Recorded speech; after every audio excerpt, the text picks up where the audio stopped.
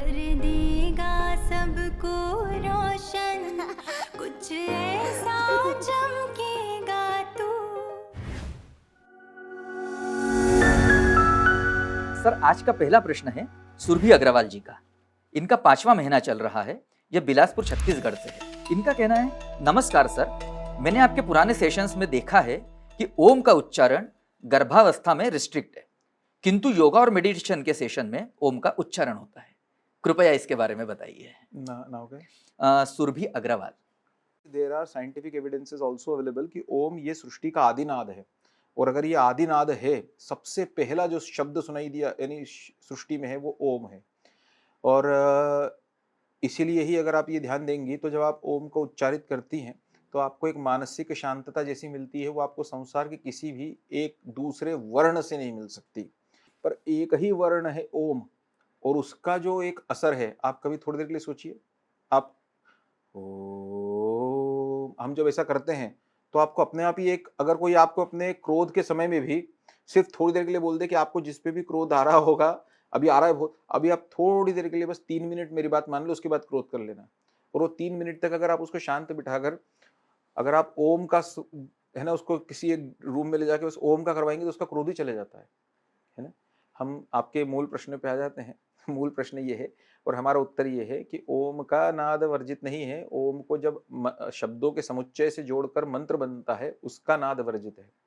जैसे ओम नमः शिवाय, ये मंत्र है ना। तो मंत्र में जो जिसमें ओम आ रहा है वो अपने को उच्चारित नहीं करना, ये ध्यान रखना है अपने को। ओम का नाद तो सृष्टि का आदि नाद है, उसके लिए अपने को मना नहीं है, लेकिन जो मना किया गया है वो ओम से प्रारंभ होने वाले मंत्रों को किया गया। ओम नमः शिवाय में अपने को सिर्फ नमः शिवाय करना है ना। ओम नमो भगवते वासुदेवाय, तो अपने को करना है नमो भगवते वासुदेवाय। ये ओम का उस समय नहीं करना। ये कुछ वैसा ही है जैसे पोटेशियम, ये जैसे उदाहरण के तौर पे केले में पोटेशियम बहुत होता है, मान लीजिए, है ना। कार्बन, हम जो भी सब्जियां खा रहे हैं वो सब ऑर्गेनिक मटेरियल से बनी हुई है, तो कार्बन और हाइड्रोजन से मिलकर बनी हुई है। नाइट्रोजन ये प्रकृति में सबसे ज्यादा है, 78% नाइट्रोजन गैस है। तो न पोटेशियम जहरीला है, कहाँ है, अगर होता तो केले से हम खाने से मर चुके होते। कार्बन जहरीला नहीं हो सकता क्योंकि हम जो सब्जियां दाल सब जो खा रहे हैं वो सब ऑर्गेनिक मटेरियल है, कार्बन ही उसमें है। और न नाइट्रोजन जहरीला है क्योंकि सृष्टि में सबसे ज्यादा नाइट्रोजन गैस है, 78% है। लेकिन जब इन तीनों कंबाइन हो जाते हैं और पोटेशियम साइनाइड बन जाता है, वो सृष्टि का सबसे घातक जहर है।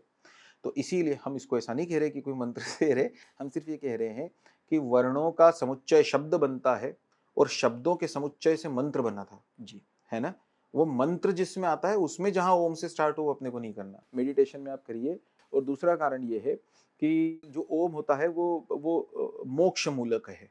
और अभी आप जो गर्भावस्था में गर्भवती हैं, एक माँ बनने की ओर अग्रसर हैं, तो आप श्री हरि से अपने बेटे के लिए मोक्ष थोड़ी मांग रही हैं। आप में से कितनी महिलाएं होंगी जो ये सोच के बैठी हैं कि मेरा बच्चा जो वो सन्यासी हो, मैं भगवान में बहुत चाहती हूँ कि वो जन्मजात सन्यासी मार्ग पे चले और मोक्ष प्राप्त करे। आप तो ऐहिक संसार की चीजें चाह रही हैं, आप तो बुद्धि मांग रही हैं, भाग्य मांग रही हैं आप तो। इसीलिए ओम मोक्ष मूलक है, ये अपने को ध्यान रखना है। डाउनलोड करें कृष्णा कमिंग गर्भ संस्कार ऐप और जरूर अटेंड करें प्रोफेसर विपिन जोशी सर की डेमो क्लास।